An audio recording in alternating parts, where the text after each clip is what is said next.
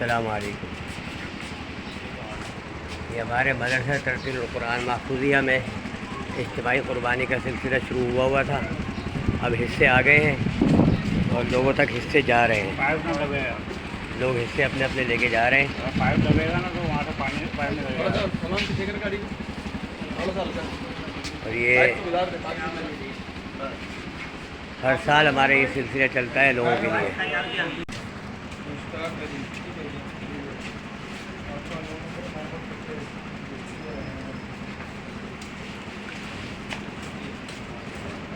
ये लोग हिस्से लेके भी जा रहे हैं, हिस्से आ रहे हैं।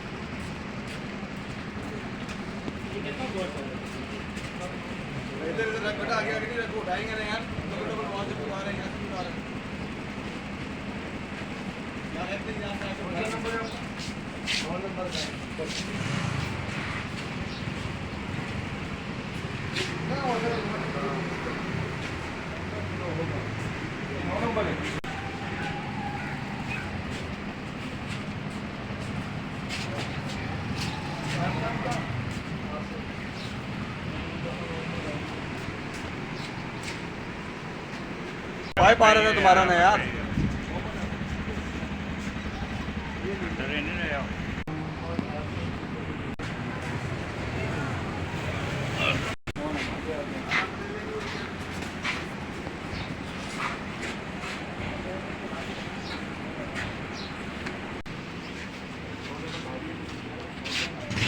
कौन सा नंबर है?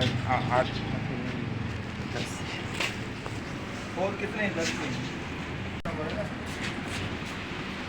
एक मोहम्मद